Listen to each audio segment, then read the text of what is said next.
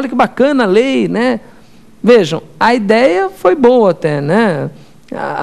O fundamento de fazer, a ideia de fazer a lei é boa. Colocar na lei o que alguns juízes têm em dúvida até hoje. Muitos juízes têm dúvida disso. Será que eu posso dar direito ao nascituro, alimentos ao nascituro? Muitos juízes não tinham dúvida, muitos operadores do direito, profissionais, advogados, promotores, tinham dúvida a respeito dessa questão. Então, nesse aspecto, a lei foi legal. Foi boa, foi muito boa em falar que, sim, nascituro tem direito. Só qual foi o único equívoco da lei? Não se filiou à teoria concepcionista. Aliás, isso aqui é certeza. Você que está prestando exame de ordem de concurso público, pode ter certeza, né, que isso aqui vai ser perguntado em provas. Tomara que venha a resposta correta para vocês também no gabarito, porque muita gente tem se equivocado a respeito desse assunto. O titular na lei de alimentos, dos alimentos não é um nascituro. Se você observar o artigo 6º da lei de alimentos, lei 11.800, lei de alimentos não, lei de alimentos gravídicos, lei 11.804, você vai verificar que a lei deferiu os alimentos a quem? A mãe. Tanto o titular dos direitos é a mãe, como se você observar a redação da lei, você verá o quê? Você verá que, nascendo com vida a criança, os alimentos convertem-se em pensão a favor da criança. Ou seja, a lei deixa bem clara que o titular dos direitos, é a mãe. E que depois esses direitos, essa pensão, converte-se a favor do filho se nascer vivo. Infelizmente, a lei de alimentos gravídicos adotou teoria natalista e não teoria concepcionista. Hoje em dia, quem propõe a ação é a própria mãe. Ela não escreve lá na petição inicial, nascituro neste ato apresentado por sua mãe. Não. Quem propõe a ação é efetivamente a mãe da criança e é ela a titular do direito. Ok? Professor, mas de uma forma ou de outra vai chegar ao mesmo resultado. Vai. Não era a melhor forma. A técnica não foi a melhor. Mas vai chegar a um bom resultado, sem dúvida alguma. Ok, meus amigos? Tranquilo? No próximo bloco, X da questão, analisaremos 2 questões de exames de ordem anteriores. Não saia daí.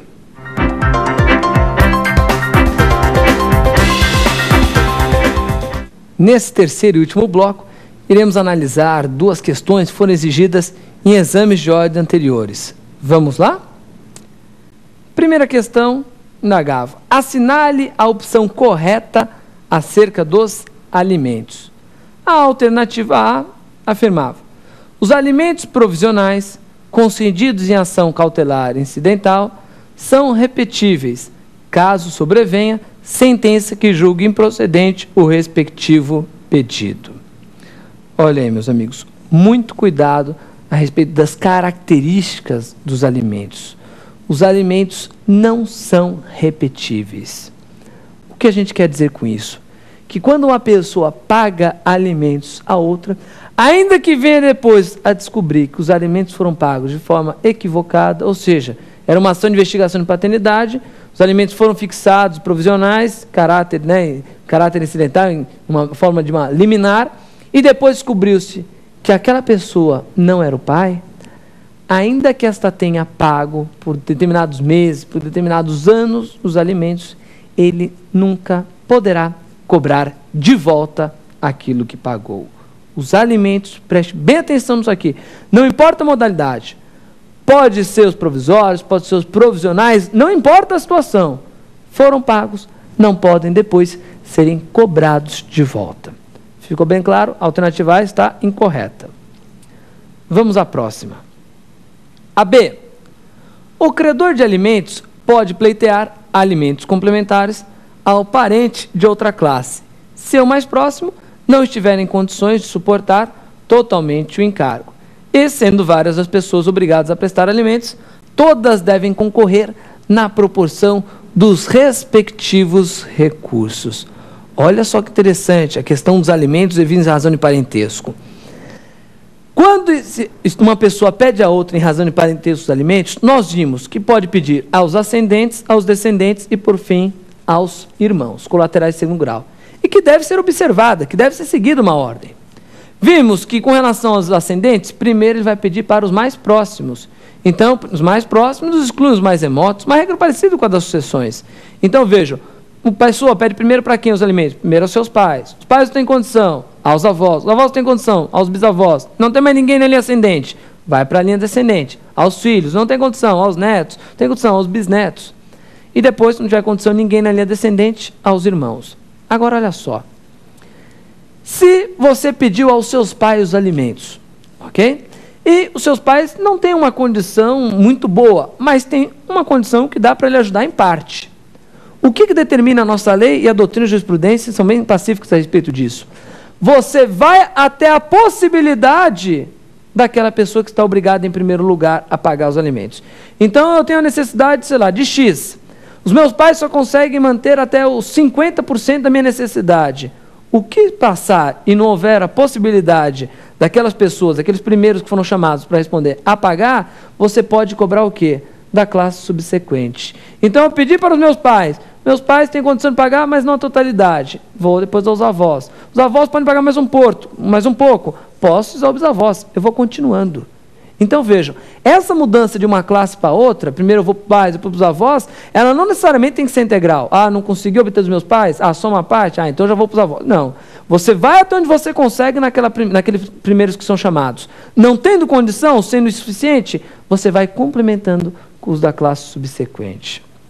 A alternativa bola é a X da questão. É a correta a ser assinalada. Vamos à próxima. C. Havendo renúncia ou dispensa dos alimentos na ação de divórcio, poderá posteriormente qualquer um dos ex-cônjuges postular pensão alimentícia ao outro, invocando os princípios da solidariedade familiar e da capacidade financeira do outro, sob a alegação de que não tem bens suficientes nem pode prover com o seu trabalho a própria mantença. Olha aí, questão interessantíssima. E caiu aí o posicionamento que eu falei para vocês, que é um posicionamento bem polêmico. Correto, uma questão dessa é ser anulada em qualquer prova, exame de ordem, qualquer concurso que você estiver prestando. Mas olha só que interessante. Nesse caso aqui, a prova gabaritou como correta. O mesmo posicionamento que eu falei para vocês é o melhor a ser trabalhado numa prova. Se deparou com a questão, não fique constando com a anulação da prova, com a anulação da questão. Se lhe perguntarem se há possibilidade de renúncia aos alimentos, no caso de separação ou divórcio, ou no caso de constituição, de solução de uma união estável, você dê a resposta de que sim, é possível a renúncia. Ok? Foi, né, o que a questão estava exatamente dizendo o contrário aqui. A questão dizia que não era possível. Vamos para a questão? Olha lá o que dizia. Havendo renúncia ou dispensa de alimentos na ação de divórcio, poderá posteriormente qualquer um dos ex-cônjuges postular pensão alimentícia. Essa alternativa foi gabaritada como incorreta. Por quê? Porque a prova está seguindo aquele posicionamento que eu falei para vocês, que parece ser o majoritário, no sentido de que pode efetivamente renunciar. Por isso que a alternativa C também está incorreta. Vamos à alternativa D. E a D dizia o seguinte: a obrigação alimentar decorre da lei, que indica os parentes obrigados de forma taxativa, sendo devidos os alimentos reciprocamente pelos pais, filhos, ascendentes, descendentes e colaterais até o 4º grau, incluindo-se, consequentemente, tios e sobrinhos. Opa, essa aí ficou fácil, a gente já comentou a respeito dela também. Veja como uma banca, CESP, o NB é uma banca que normalmente gosta de estar atualizada, gosta de ir atrás das questões que estão sendo discutidas pelos autores, né? Mas os autores estão escrevendo os manuais de direito civil na atualidade. Então, olha só que interessante. Tome muito cuidado com uma questão dessa. Embora a primeira parte da questão, olha lá o que diz, esteja absolutamente correto, a obrigação alimentar decorre da lei, que indica os parentes obrigados de forma taxativa, sendo os devidos alimentos reciprocamente pelos pais, filhos, ascendentes, descendentes, e até que estava tudo ok, no finalzinho ela coloca, e colaterais até o 4º grau, incluindo-se, consequentemente, tios e sobrinhos. Cuidado, muito cuidado. Falei para vocês que existe interpretação divergente, doutrina, autores de direito civil constitucional, direito de família, que têm defendido que deveria ser, sim, possível pedir alimentos para tios e sobrinhos, que nem colaterais de 4º grau são colaterais de 3º grau. 4º grau, eu incluo o quê? Eu incluo primo, tio-avô e sobrinho neto. Em que pese essa doutrina divergente, posição foi adotada, foi firmada pelo Superior Tribunal de Justiça, foi no sentido de que a obrigação alimentar somente pode ter por força a lei. E a lei fala ascendentes, descendentes e colaterais até o segundo grau.